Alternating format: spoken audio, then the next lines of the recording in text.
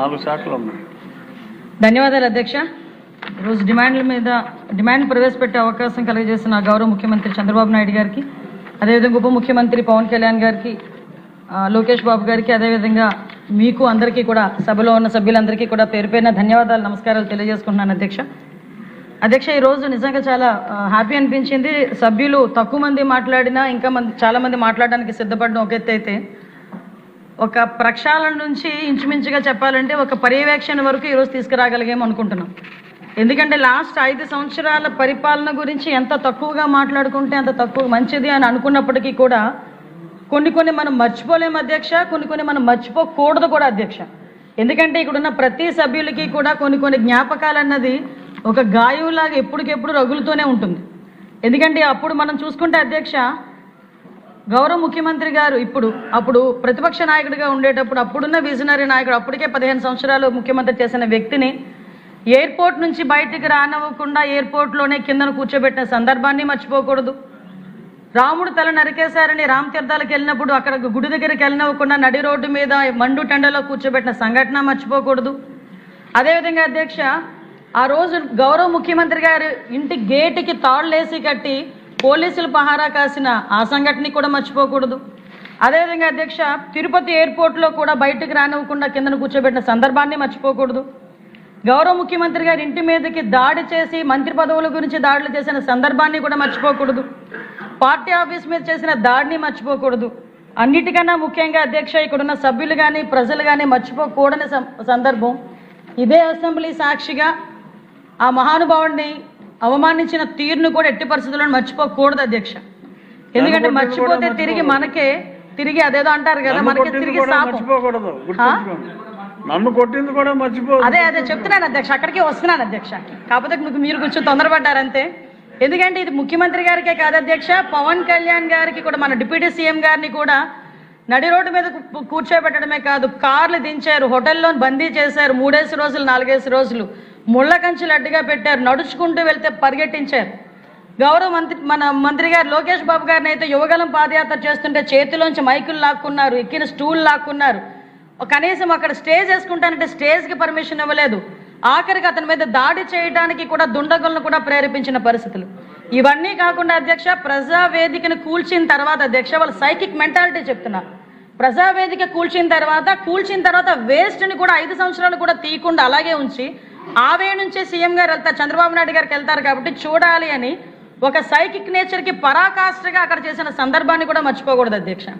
ఇంకా మన నాయకుల మీద అయితే మీ మీద జరిగిన దాడి అయినా చెప్పాలి, నేను మీ మీద జరిగిన దాడి కానీ, ఎంతోమందిని అక్రమంగా పంపించిన అరెస్టులు చేసిన విధానాన్ని కానీ, ఇంకా సామాన్య ప్రజలకు వస్తే అధ్యక్ష, మాస్క్ అడిగిన పాపానికి సుధాకర్ గారికి పిచ్చోడిని చేసి ఆయన చనిపోయేటట్టు చేసిన విధానాన్ని, తన అక్కని రక్షించుకునే క్రమంలో మా అక్కని ఎందుకు ఎలా అంటున్నారని అడిగినందుకు అమర్నాథ్ గౌడ్ అనే చిన్న పిల్లోడిని పెట్రోల్ వేసి తగలబెట్టే సందర్భాన్ని కానీ, అదేవిధంగా అధ్యక్ష, ఒక మదనపల్లిలో ఒక అమ్మాయి తన పిల్లల కన్నా బాగా చదువుతుంది, ఫస్ట్ ర్యాంక్ వస్తుందేమోనని చెప్పి ఆ అమ్మాయిని ఆత్మహత్య చేసుకునేటట్టు ప్రేరేపించిన ఒక వైఎస్ఆర్సీపీ నాయకుల తాలూకు ఉదంతాన్ని నేను ఎందుకు చెప్తున్నానంటే అధ్యక్ష, ఇలాంటి పరిస్థితుల నుంచి ఈరోజు ప్రత్యేకంగా ఈ 20 నెలల కాలంలో మేము ఇది చేసామని చెప్పుకోవడానికి ఒక గర్వంగా ఆ సభలో మేము నుంచిన పరిస్థితి వచ్చింది అధ్యక్ష. లాస్ట్ పరిస్థితి ఏంటంటే, యాక్చువల్గా పోలీసుల పరిస్థితి ఎలా అయిపోయిందంటే అధ్యక్ష, ఎందుకంటే ఇంకో 4 మంత్రులు కూడా మాట్లాడాలి. నేను ఒకటే చెప్తున్నా అధ్యక్ష, ఒకటేంటంటే ఆ లాస్ట్ 5 సంవత్సరాల్లో కూడా ఒక బ్లాక్ డేస్ కింద మారిపోయే పరిస్థితి. రాష్ట్ర పాలన అనేది అధ్యక్ష చట్టం ఆధారంగా కాకుండా ఒక భయాన్ని ఆయుధంగా చేసుకుని జరిగిన సందర్భాన్ని కూడా చూసుకున్నాం. అదేవిధంగా అధ్యక్ష, లా అండ్ ఆర్డర్ అనేది ఒక వ్యవస్థ కాదు, ఒక రాజకీయ అవసరాలకు ఉపయోగపడే పరిస్థితికి దిగజార్చేసిన సందర్భాన్ని కూడా మనం ఈరోజు గుర్తు చేసుకోవాలి అధ్యక్ష. పోలీసు వ్యవస్థని కంప్లీట్గా నిర్వీర్యం చేసేసి, పోలీసులు ప్రజల గురించి కాదు రాజకీయ ఆదేశాల గురించి పనిచేస్తున్న మన స్థాయికి దిగజార్చి, వాళ్ళు కూడా మనసు చంపుకొని పని చేయలేక కొంతమంది ఇళ్లకు పరిమితమైపోయిన సందర్భాన్ని కూడా గుర్తు చేస్తున్నారు అధ్యక్ష. ప్రజల ప్రాణాలంటే విలువ లేదు, ఆస్తులకి రక్షణ లేదు, మహిళ భద్రత అన్నది ప్రశ్నార్థకం, భూములకి రక్షణ లేదు అధ్యక్ష. దీని ఫలితం ఎలా ఉందిరా అంటే, రావాల్సిన పెట్టుబడులు రాలేదు, వచ్చిన పరిశ్రమలు వెనక్కి తిరిగి పారిపోయే పరిస్థితి. అంటే ఈ రోజు పరిస్థితి ఎలా ఉందంటే అధ్యక్ష, ఈ రోజు మనకి పోలీసు వ్యవస్థను కూడా నిర్వీర్యం చేశారని ఇందాకే చెప్పాను అధ్యక్ష. ఎంతలా నిర్వీర్యం చేశారంటే, యుద్ధంలోకి వెళ్ళిన సైనికుడికి అస్త్ర సన్యాసం చేసినట్టుగా అయిపోయింది అధ్యక్ష. అంటే కనీసం వాళ్ళకి ఒక ఇన్వెస్టిగేషన్ చేయడానికి వాళ్ళ దగ్గర ఒక టూల్స్ లేవు. ఒకరి ఫింగర్ ప్రింట్ ఐడెంటిఫికేషన్కి సంబంధించినది వాళ్ళ దగ్గర లేదు. CCTNSని ఎలా మెయింటైన్ చేయాలో తెలియదు. ఫోరెన్సిక్ డిపార్ట్మెంట్లో పనిచేయడానికి సిబ్బంది లేరు, దానికి సంబంధించిన మౌలిక సదుపాయాలు లేవు, యంత్రాలు లేవు. ఒక సైబర్ క్రైమ్ డీల్ చేయడానికి దానికి సంబంధించిన ఎక్విప్మెంట్ లేదు. ఆఖరికి వాళ్ళకి తిరగడానికి వెహికల్స్ కూడా లేవు అధ్యక్ష. ఇప్పటికీ కూడా చాలా మంది సభ్యులు నన్ను వచ్చిన ఫస్ట్ క్వశ్చన్ అడిగేది ఏంటంటే మాకు బళ్ళు ఎప్పుడు ఇస్తారు. మొదట్లో అడిగేదేమో గంజా ఎప్పుడు నిర్మూలిస్తారు అని అడిగేవారు, ఇప్పుడు కాస్త వచ్చి మాకు బళ్ళు ఎప్పుడు ఇస్తారు అని అడుగుతున్నారు. అంటే కనీసం పోలీసులకి వాళ్ళకి కావలసిన కనీస సదుపాయాలని మౌలిక వసతుల్ని కూడా కల్పించకుండా, వాళ్ళ ఇన్వెస్టిగేషన్కి కూడా వాళ్ళకి సహకరించకుండా కేవలం పరదాలు కట్టడానికి, అక్రమ అరెస్టులు చేయడానికి, అక్రమ కేసులు పెట్టడానికి, హౌస్ అరెస్టులు చేయడానికి ఉపయోగించుకొని వ్యవస్థని కంప్లీట్గా జీరో చేశారు అధ్యక్ష. 2024 వాట్ ఎవర్ ఇట్ మేబీ, ఏదో పాపం ఎప్పటికైనా పండుతుంది అంటారు. అతని అదే అంటే గాల్లో హెలికాప్టర్ కింద నుంచి ఎవరు పేలుస్తారని భయపడినట్టున్నాడులే అన్న. సో ఆటోమేటిక్ నిజం అధ్యక్ష, అసెంబ్లీ నుంచి అతను వాళ్ళ ఇంటి నుంచి అసెంబ్లీకి రావాలంటే 2000 మంది పోలీసులు రోడ్డు మీద ఎండలో నిలబడాల్సిన పరిస్థితి. అతని ఇంటి దగ్గర 900 మంది పైగా కానిస్టేబుల్ ప్రతిరోజు కాపలా కాసే పరిస్థితి.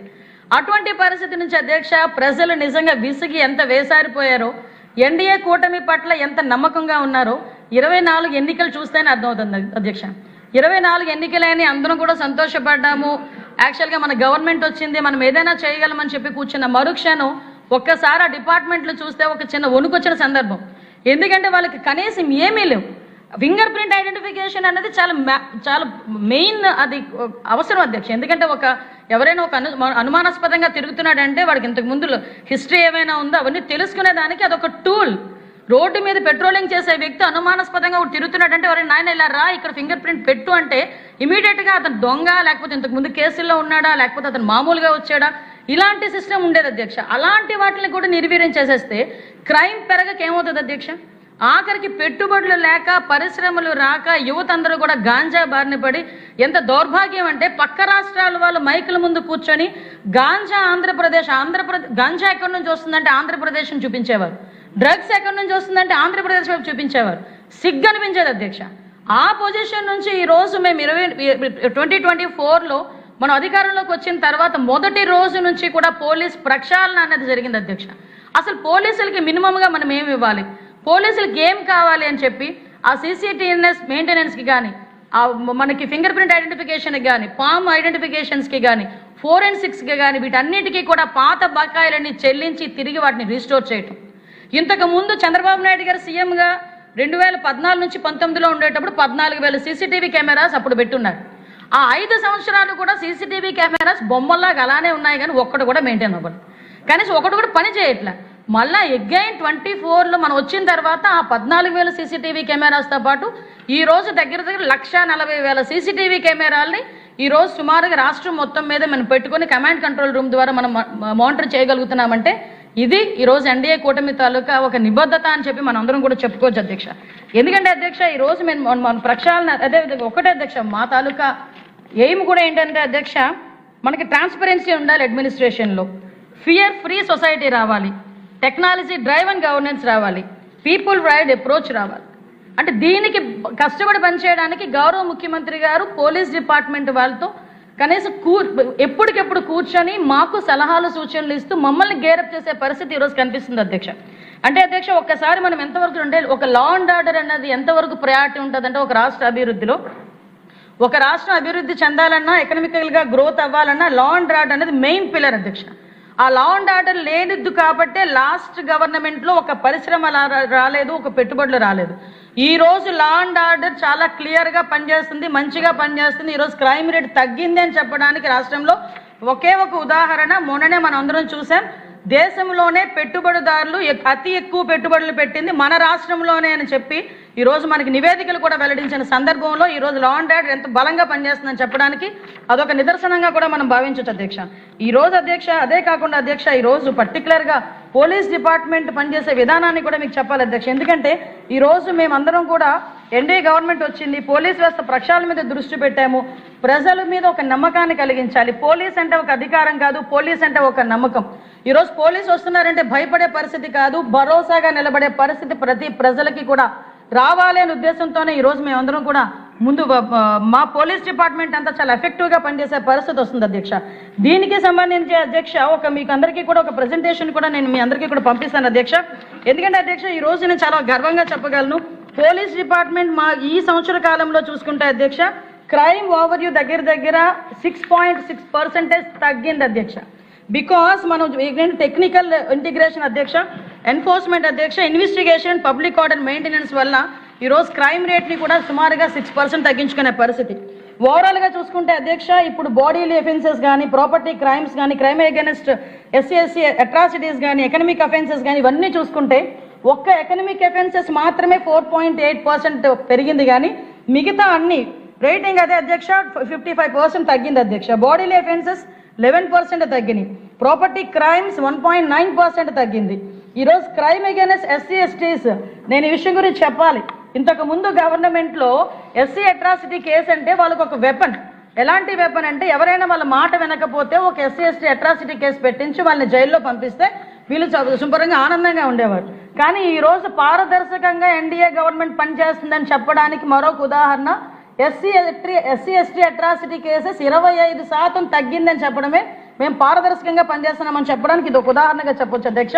క్రైమ్ అగైన్స్ ఉమెన్ కూడా 4.4% తగ్గింది అధ్యక్ష. మా నియోజకవర్గం 0. Thank you sir, thank you.